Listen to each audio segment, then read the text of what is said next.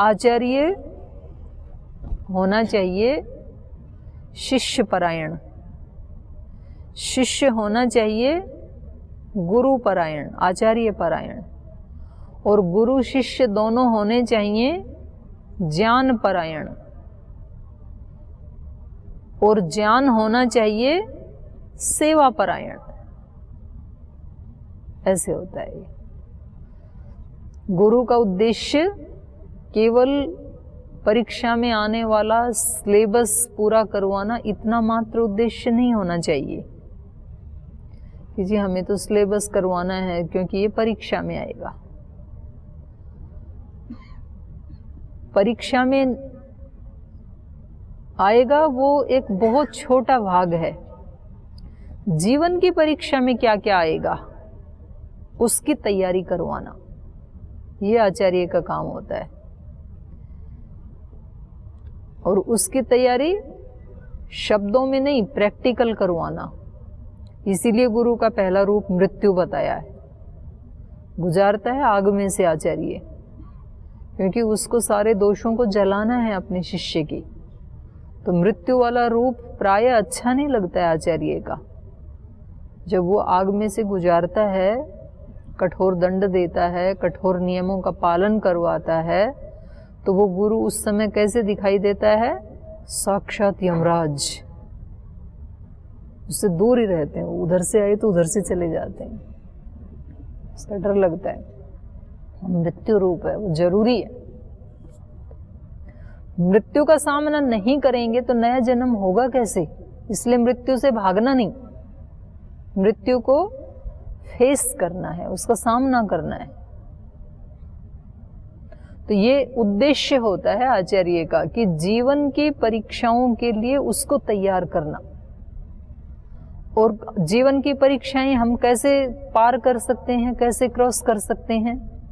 ज्ञान के आधार पे। ज्ञान हमारी रक्षा करता है। व्यक्ति का अपना जो कौशल होता है, हर समय में एक प्रकार का ज्ञान काम में नहीं आएगा। किसी समय में आपको बुद्धि का ज्ञान काम आएगा, किसी समय में आपको व्यवहार का ज्ञान काम में आएगा। अगर आपके पास बहुत शास्त्र पढ़े हुए हैं लेकिन व्यवहार करना नहीं आता है, तो फिर वहाँ पर वो काम नहीं आएगा कि आपको कितने सूत्र याद हैं। आपका व्यवहार कैसा है, व्यवहार का ज्ञान भी होना चाहिए। जब आप खाना खा रहे हैं और आपको पता ही नहीं कितना खाना चाहिए और क्या खाना चाहिए, उसका ज्ञान नहीं है, तो आपको कितने सारे भी दर्शन याद हों, वहाँ पर कौन सा ज्ञान काम आएगा? आहार का ज्ञान, कि मेरी वात प्रकृति है या पित्त प्रकृति है या कफ प्रकृति है, और उसके अनुसार मुझे कौन सी वस्तु खानी है, कौन सा पदार्थ नहीं खाना है, कितनी मात्रा में खाना है, उससे कम भी नहीं खाना है, उससे ज़्यादा भी नहीं खाना है। हर एक की डाइट अलग अलग है, तो सबको एक जैसा थोड़ी दिया जा सकता है। तो ये अलग अलग ज्ञान हमारी रक्षा करते हैं। अगर हमें ज्ञान नहीं है तो फिर हम रोगी हो जाएंगे। भले ही हमें कितने शास्त्र याद हैं, पर आहार का ज्ञान नहीं है तो शरीर को स्वस्थ नहीं रख पाएंगे। व्यवहार का ज्ञान नहीं है तो व्यवहार में हम सुयश प्राप्त नहीं कर पाएंगे। संसार का ज्ञान नहीं है तो संसार में हम अटक जाएंगे कहीं भी। संसार के लोग बहुत तरह से फंसाएंगे आपको, आप कहीं भी फंस जाएंगे। जैसे मछली को ज्ञान नहीं है ना, तो वो थोड़ा सा आटा की सुगंध सूंघ करके वहाँ जाती है आटा खाने, और वहाँ कांटे में उसकी जीवा फंस जाती है। फिर तो ऐसे साधक कहाँ संसार में फंस जाएगा यदि उसको ज्ञान नहीं है तो इसलिए ये ज्ञान जो गुरु देता है, जो आचार्य देता है, वो ज्ञान हमारी रक्षा करता है। लेकिन वो ज्ञान भी कैसा है? सेवा परायण। ज्ञान की पहचान कब होगी? जब सेवा के क्षेत्र में उतरेंगे तभी तो पता लगेगा क्या ज्ञान है इसके अंदर। हमारे कुछ भाई बहन बाहर जाते हैं प्रवास पे, तो कुछ बोलते हैं कि जी इनके आने से काफ़ी लाभ हुआ हमारे यहाँ, सेवा के कार्य आगे बढ़े। कुछ के बारे में बोलते हैं जी इनमें अभी जो है ना वो मैच्योरिटी नहीं है, इनको थोड़ा सा और प्रामाणिक ज्ञान देने की आवश्यकता है, इनको नहीं पता है। तो उसकी पहचान वहाँ होती है। इसलिए मैंने कहा कि यहाँ दोनों ही सेवा वाले ही हैं। सेवा वाले जिनको हम कहते हैं वो इस समय सेवा में लगे हैं, और जिनको हम परीक्षा वाले कह रहे हैं वो थोड़े दिन बाद सेवा में लगने वाले हैं। लेकिन हमारा ज्ञान का अवसान कहाँ होगा? ज्ञान का अवसान कहाँ है? सेवा में है। वो ही ज्ञान हमारा है जो सेवा में लग जाए, क्योंकि ज्ञान ज्ञान के लिए नहीं होता, ज्ञान जीने के लिए होता है। जीना मतलब वैसा जीना भी एक सेवा है मानवता की। यदि हम एक ऐसा जीवन जीते हैं जैसा हमें ज्ञान है, हमें पवित्रता से जीना चाहिए, हमें ज्ञान है हमें अहिंसा पूर्वक, सत्य पूर्वक, ब्रह्मचर्य पूर्वक जीना चाहिए, और वैसा हम जीते हैं तो हमारा जीवन ही एक सेवा है। और यदि हम वैसा नहीं जीते हैं तो हमारा जीवन फिर अपने लिए तो दुखदायी है ही, औरों के लिए भी है। अब कोई व्यक्ति 30, 40, 50, 55 साल तक ब्रह्मचारी रहा, और फिर वो 55 साल के बाद कहता है कि नहीं, मेरे को ब्रह्मचारी नहीं रहना है, मेरे को तो उस रास्ते पे जाना है। तो उस व्यक्ति का जो अनुसरण कर रहे थे एक बहुत बड़ा ग्रुप, उन सबको क्या मैसेज दे दिया कि इसमें कोई आनंद वाली वस्तु नहीं है। तो इतने लोगों को हमने उस शुभ मार्ग में चलने से एक तरह से उनके पैर डामाडोल कर दिए। यद्यपि उनको नहीं होना चाहिए डामाडोल, जिनको चलना है तो अपना ही काम आता है, लेकिन फिर भी जो हमारे से आगे चल रहे होते हैं, हमारे आदर्श होते हैं, तो ये उनका फिर ये ड्यूटी होती है कि कई बार उनको, जैसे भीष्म पितामह के जीवन में कई बार ऐसी स्थिति आई कि भाई अभी तो उस पे सिंहासन पे कौन बैठे, कोई बचा ही नहीं कुल खानदान में, वंश में। तो इनको कहा कि फिर आप ही शादी कर लो। तो इन्होंने कहा नहीं, मैं अपनी प्रतिज्ञा को नहीं तोड़ सकता हूँ। और प्रतिज्ञा भी कैसे ली थी? ऐसे ले ली थी बचपन में, पिता के साथ गए थे और पिताजी को किसी महिला से प्रेम हो गया, और उन्होंने कहा कि मैं तो तब शादी कर सकती हूँ जब मेरा ही बच्चा इसके ऊपर राज करे, सिंहासन का अधिकारी हो। आपके तो पहले से ही एक बेटा है। तो उसने कहा कि मैं प्रतिज्ञा करता हूँ कि मैं तो बैठूंगा नहीं सिंहासन पे, और मेरे बच्चे, उसने कहा तो तुम्हारे बच्चे बैठ जाएंगे, तुम नहीं बैठोगे तो मैं शादी नहीं करूँगा। अपने पिता की इच्छा पूरी करने के लिए केवल ये प्रतिज्ञा की थी बस, लेकिन उस प्रतिज्ञा को फिर आमरण निभाया उन्होंने। तो कभी कभी कुछ प्रतिज्ञाएं ऐसी होती हैं जो हमें दूसरों की रक्षा को ध्यान में रख करके भी निभानी होती हैं और निभानी चाहिए। जो लोग घर गृहस्थी में रहते हैं, वो उस कुटुंब परिवार के साथ जो उन्होंने एक दूसरे व्यक्ति से विवाह शादी के संस्कार में जो उन्होंने प्रतिज्ञाएं की होती हैं, उसको निभाने के लिए वो सारे फिर उसको सहन करते हैं,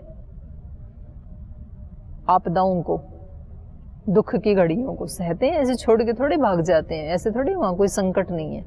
गुरु शिष्य के रूप में जब एक दूसरे को स्वीकार करते हैं, जिसने गुरु से यज्ञोपवीत ले लिया, जिसका उपनयन संस्कार हो गया या वेदारंभ संस्कार हो गया, तो ये संबंध ऐसा ही होता है जैसे गृहस्थ आश्रम में एक पुरुष और एक महिला का होता है। फिर वो छोड़ते नहीं है आजीवन, अपवाद रूप में छोड़ते हैं, उनको कोई आदर्श नहीं मानता है, उनको हे दृष्टि से देखा जाता है। ऐसा ही यहाँ भी होता है।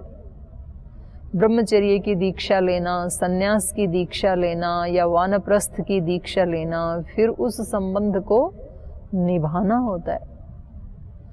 तो अनेक, आपने नहीं पढ़ा, उसमें पाठ चल रहा था अभी 2-4 दिन पहले ही छांदोग्य उपनिषद में, अवसादयन अपि गुरुकुल निवास।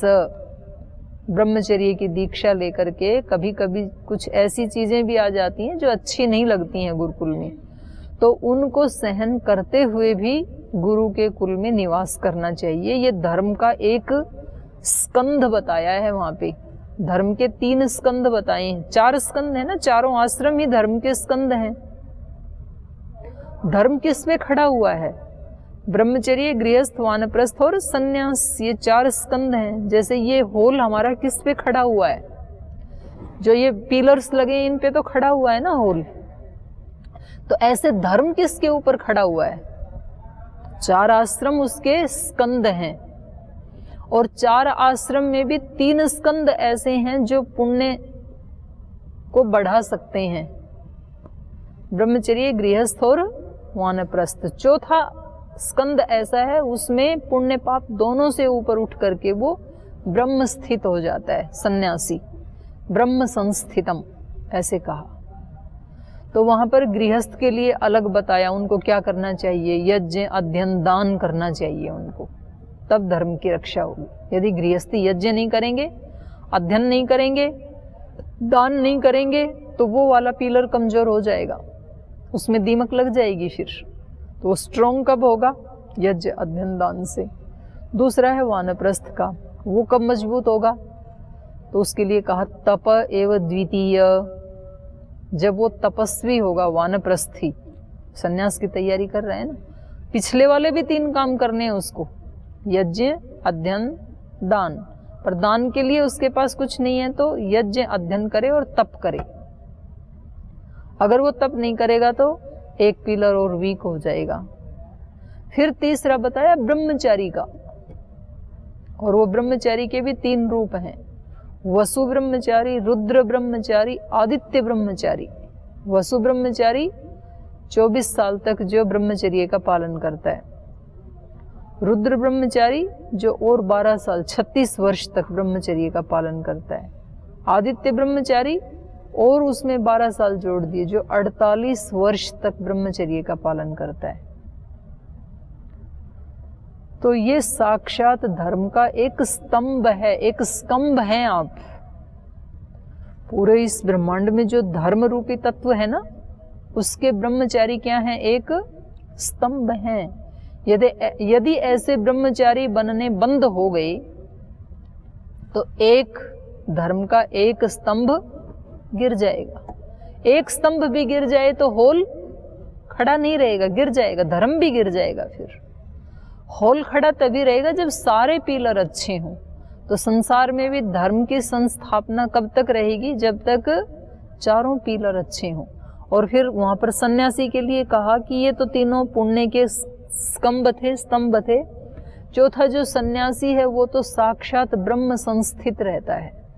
यदि सन्यासी ब्रह्म में संस्थित नहीं रहेगा तो एक पिलर कमजोर पड़ जाएगा फिर। तो उसको बार बार अभ्यास करने के लिए वहां पर कहा गया है। तो ये ब्रह्मचर्य की दृष्टि से, धर्म की स्थापना की दृष्टि से भी हमारी जिम्मेदारी है और सेवा की दृष्टि से भी हमारी जिम्मेदारी है। तो इसलिए मैंने कहा कि आपको ज्यादा चिंतन मनन करना